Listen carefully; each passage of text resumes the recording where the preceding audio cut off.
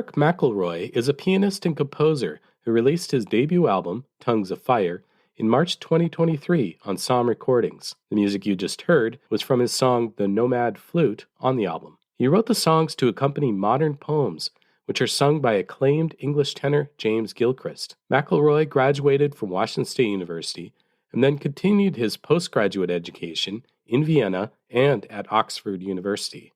Welcome to Viewscapes, stories from Washington State Magazine, connecting you to Washington State University, the state, and the world. I'm Larry Clark, editor of the magazine. In this episode, I talk with Eric about the new album, his creative process, poetry, and his influences at WSU and beyond. My name is Eric McElroy. I'm an American composer and pianist. And you have a new album that came out fairly recently, Tongues of Fire.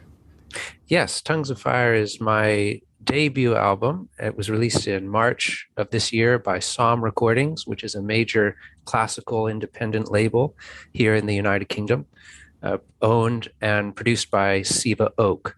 And I'm very, very proud to have them release this CD. It's been a thrill. And it's a wonderful CD with some very interesting music, because you're a pianist and a composer, but you made these song cycles connected to poems from different poets. Can you talk a little bit about why this idea of setting poems to songs? Well, as a composer, I work in a variety of mediums. So I've written music for solo piano, being a pianist myself, of course, and I've written many songs, and I've written works for various kinds of chamber ensembles and large ensembles. So I work in a variety of mediums. But song plays, it has a special place in my heart as a repertoire, primarily because I love music and poetry. And so this is the ideal medium in which to combine those two things. And with this particular CD, I wanted to highlight some of my compositions that use texts by living poets, which is something that I got onto rather later. So I've been a composer pretty much my whole life, but I started writing art song and song cycles about almost exactly 10 years ago, which I love doing, of course. There's so much fantastic poetry. But in about 2018, I decided I wanted to explore more contemporary poetry, in part because I just started reading more of it around that time. And so much of it I found so interesting and so stimulating, I wanted to work with it. The first living poet that I set was W.S. Merwin, who was the American poet laureate who died in 2019. But when I started the song cycle, which is called After the Voices, he was still alive. I started it in the summer of 2018, and I finished it on New Year's Eve of that year.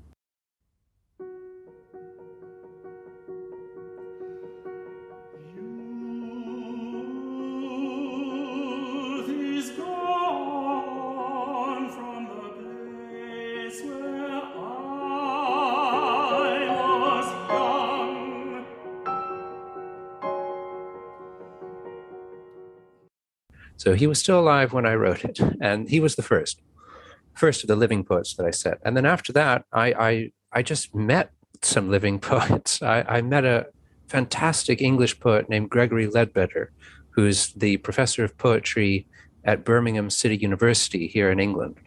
And I met him actually at a conference, the Robert Graves International Conference in Mallorca, which is an excellent place to meet a poet. Because of its connection to Robert Graves, not to mention the scenery and the weather.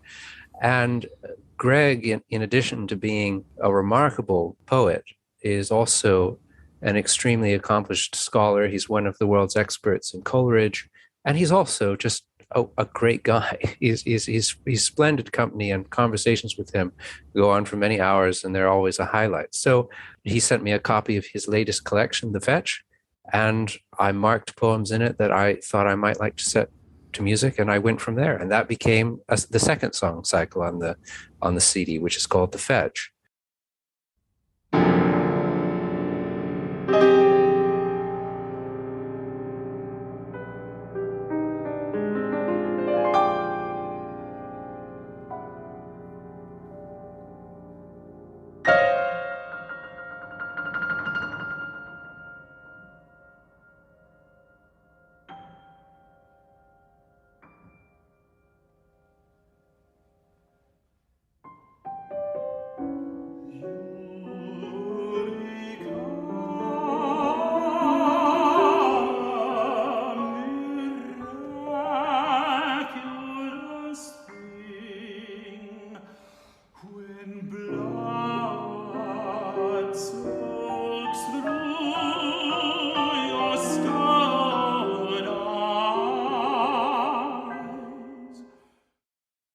And then I met another poet called Grevel Lindop, who is also very much alive. And the interesting connection with him actually is that I met him also in Mallorca. He's also a Robert Graves enthusiast like the rest of us, but he was introduced to me, his name was, by Professor Robert Eddy, who teaches at the WSU Honors College, who was my English teacher when I was an undergraduate there. And I remember I visited WSU for just an afternoon one time before I started at Oxford. I was already living abroad, but I'd come back to visit my family, and I was driving through Pullman, and I spent an hour or so talking with Professor Eddy in his office. And I remember him saying, well, you should look up Grevel Lindop, because they were friends back in the day. And Robert Eddy has a distinction of being the one who introduced Grevel to Kathleen Raine, who was one of the greatest English poets of the 20th century. So I met Grevel and I got into his poetry. And again, it's fantastic poetry, wonderful texts.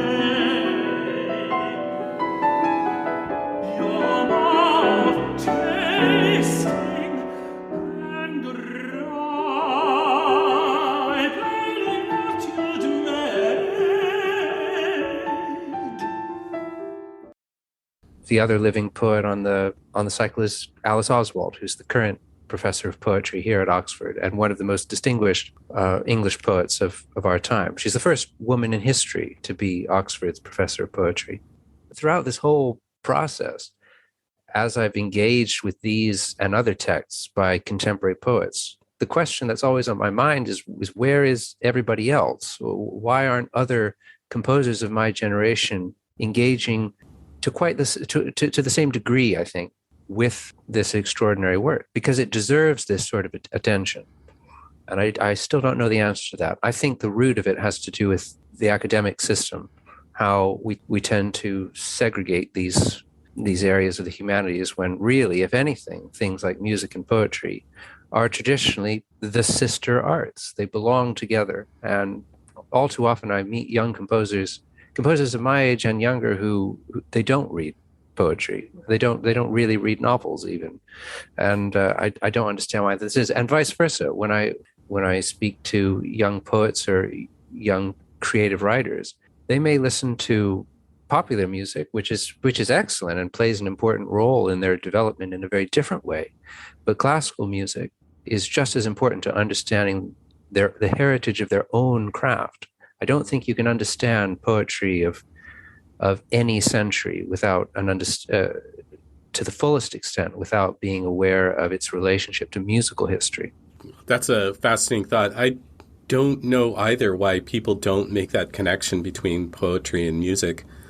Kind of going back a little bit to the poets that you were referring to, I really enjoyed reading the poetry while listening to the album and then reading your notes as well, your production notes. I wasn't familiar with Leadbetter, and his poems in particular really struck me. Lindop too, and you had James Gilchrist, the tenor, who was singing on this album as well. Can you talk a little bit about that and how he came to be involved with your work? Yes. So for listeners in the States who might not know who James Gilchrist is, James Gilchrist is one of the most distinguished English tenors of our time. He's an extraordinary artist with an enormous repertoire and a fantastic career, which you can read all about online, and has done dozens and dozens of recording of repertoire ranging from the Baroque, in which he's a specialist, or to contemporary repertoire like my own, and everything in between. And I was introduced to James by a mutual friend who was a professor at the Royal Birmingham Conservatoire, which I attended between 2016 and 2017.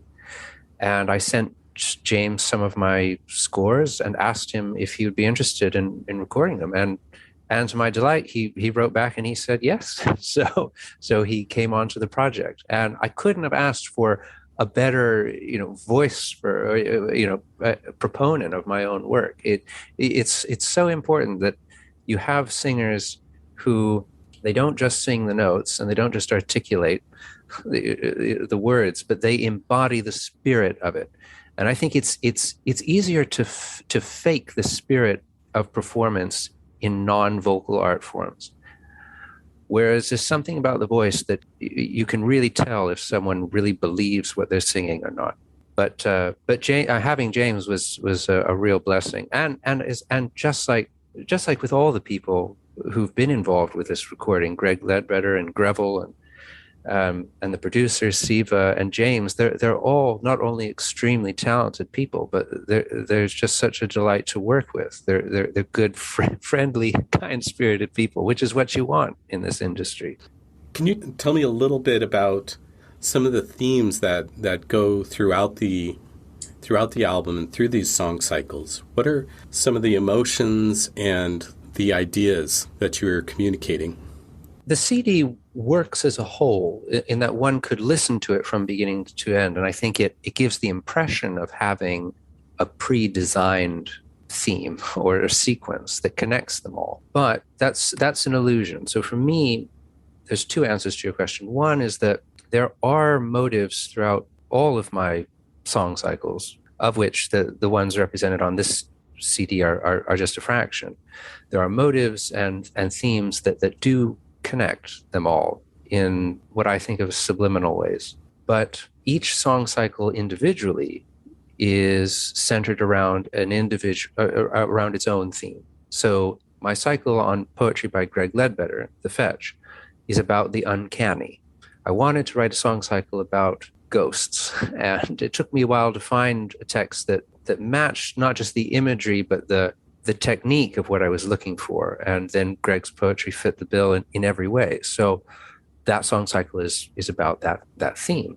With the song cycle of Robert Graves, which closes the album, which is called A Dead Man's Embers, I wanted to write about the fear of death. And I used Graves's early war poetry as a vehicle for writing about that theme. In terms of the process, for me, the idea of the cycle comes first.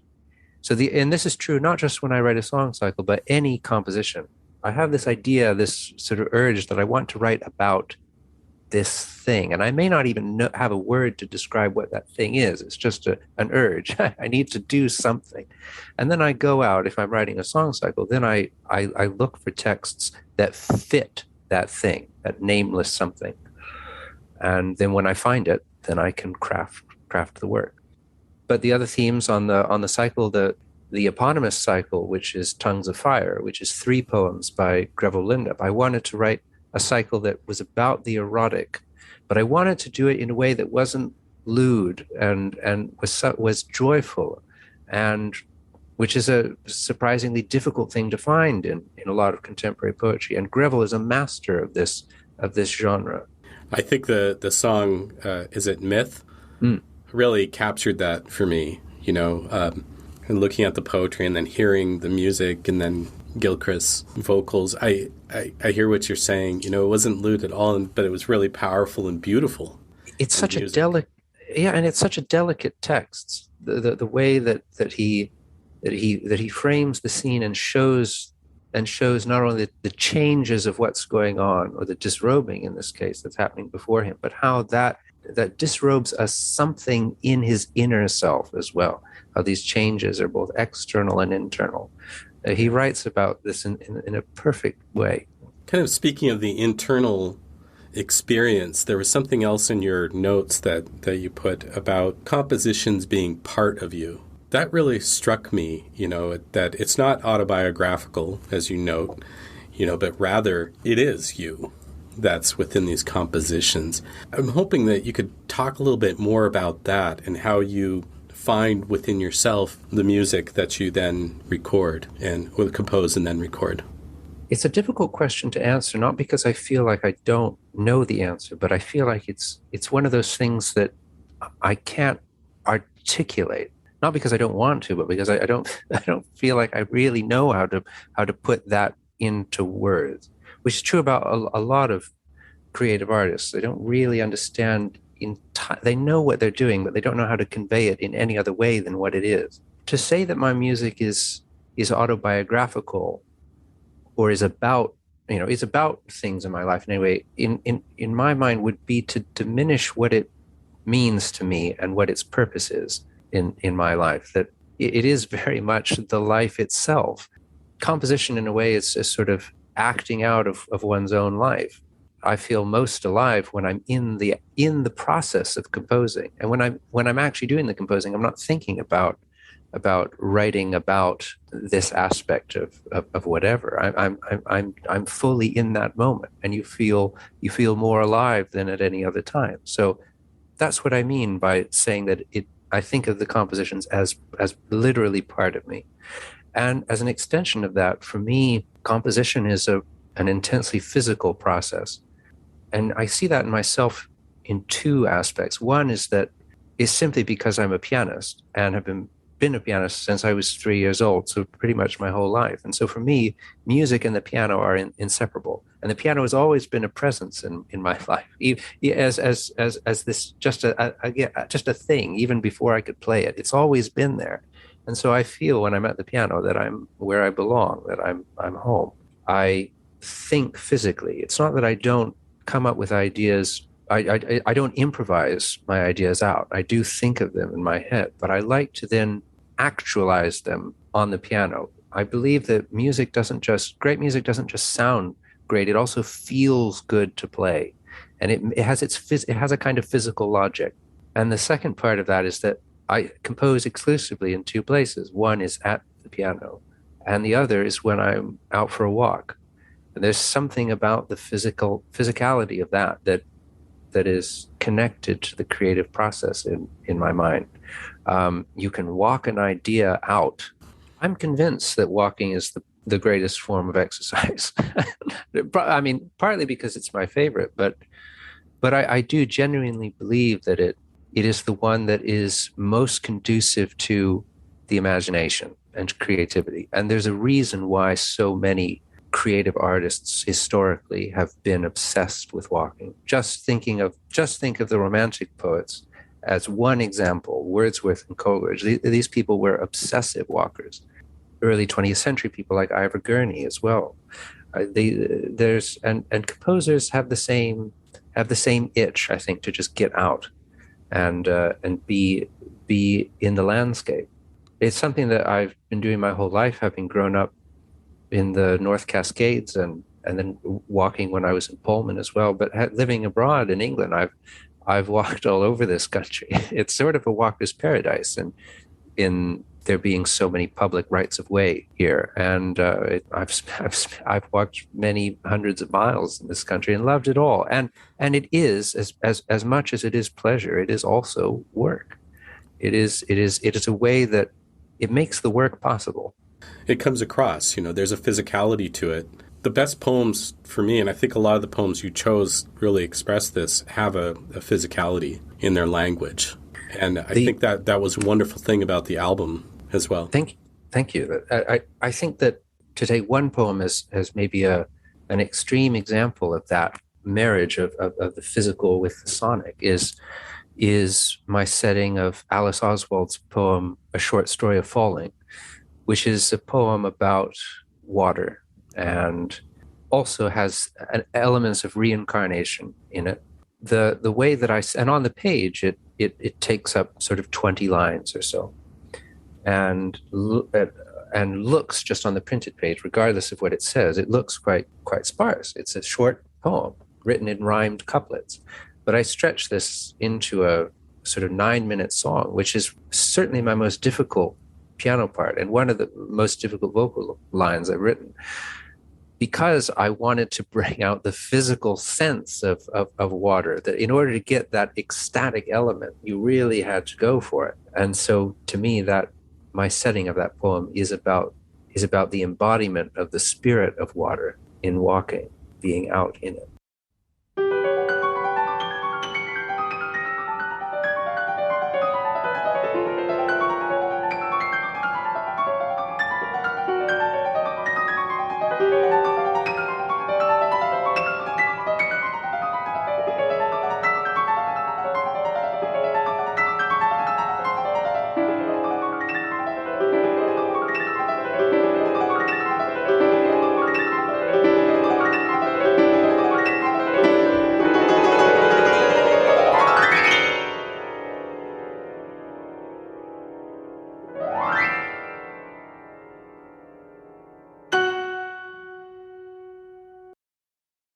I wrote it in the sort of end of summer, early fall of 2021. It was commissioned by the Oxford Leader Festival here in England, and I got to the end, and it was an enormous effort to write. But then when I got to the end, it came surprisingly quickly. But when I got to the end, I realized how I just felt so happy. There's something about this is again about how the music is the life itself, that I just realized when I was done that I was so happy about everything. And I wrote that over the last chord of the song in the score. I've just written the word joy. So to me, that's what that song is about. Well, and thinking about the timing, at the end of 2021, it was really a time when we needed joy. I mean, related to that in terms of the walking and the music, and the piano, during the pandemic, I didn't have access to a real piano for multiple months at a time, which was, in terms of the grievances that one might have from such a horrible time, is a very small one. I'm aware of that.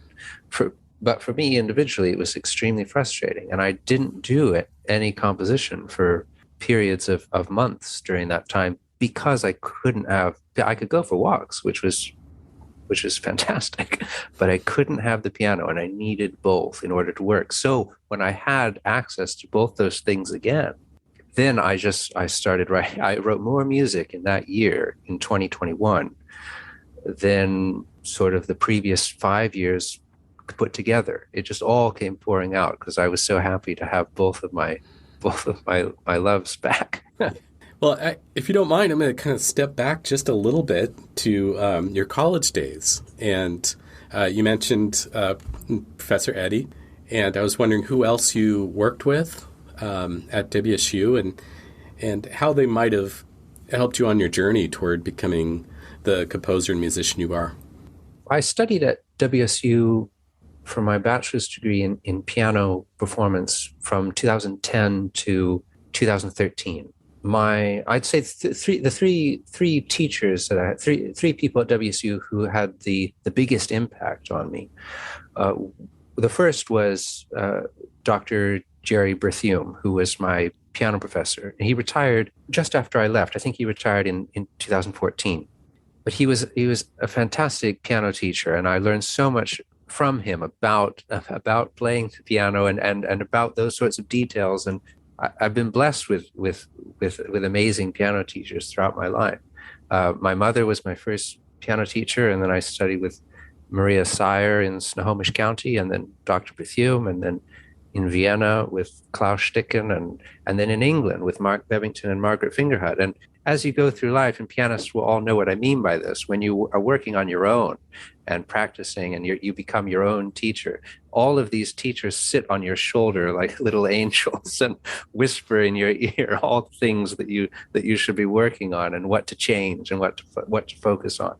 And so Dr. Berthiaume was amazing. And then Robert Eddy would be the most influential teacher I had at the Honors College at WSU. And I loved his course. He's such an interesting thinker, and one of those people with whom I didn't always agree about things. We didn't have the same cultural outlook on some things, but he was so engaging to talk to and to discuss. And he was one of those teachers who had had the enviable ability to always ask you the right question that led you to, that where you needed to go next. And then the third person who I have to mention would be Libby Walker, who was the former dean of the Honors College, who got the scholarship to send me abroad for a semester in Vienna during my third year as an undergraduate. And without that scholarship, it wouldn't have been possible to go.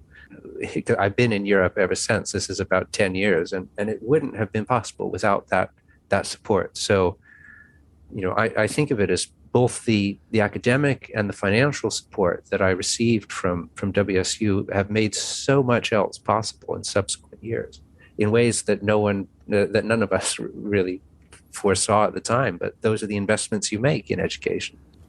So what's next for you? I know you're a doctoral candidate at Oxford. Well, I finished my doctoral studies in. I'm waiting to. I passed my viva. I just need to go through the graduation, and then I'm done. So I've completed the studies. So now I'm looking for whatever's next. I'm looking for jobs in the academic sphere, and my plan is to stay in England for the foreseeable future. But I'll go where the next opportunity is. I don't know. If anything's taught me over the last 10 years is that you never know. That's wonderful. And I assume you'll continue composing, and we can look forward to more albums from you and more songs down the road. I'll do this till I drop. So. Any last words? Maybe some advice for people who are looking to go into a creative field, writing, poetry, composition? I'm hesitating because I think so much of the advice that we give people, having been on the receiving end of so much of it, I think so much of the advice that we give to young creative artists is not good, or it's not useful. But if I could maybe say a few things, at the very least, it would be one.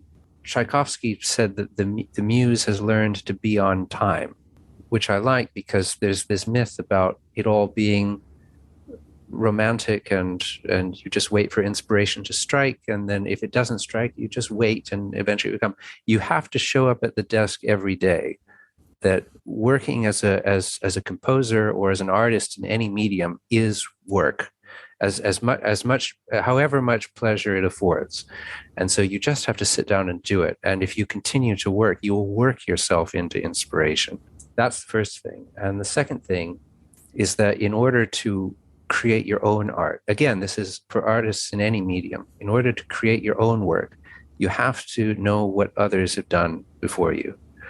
You can't rewrite the book if you don't know what the book originally said.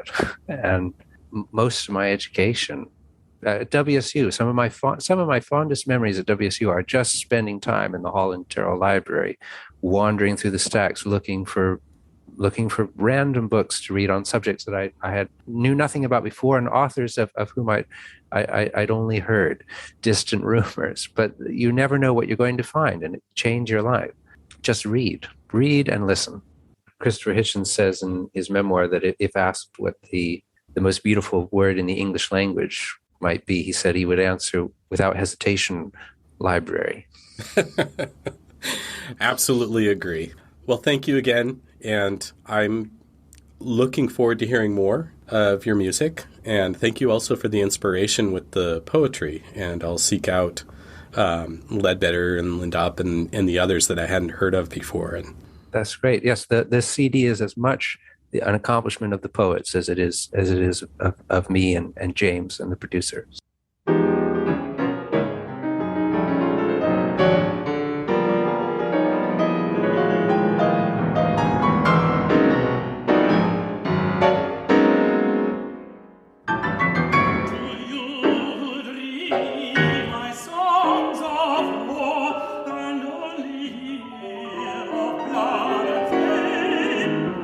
Say, you've heard it said before.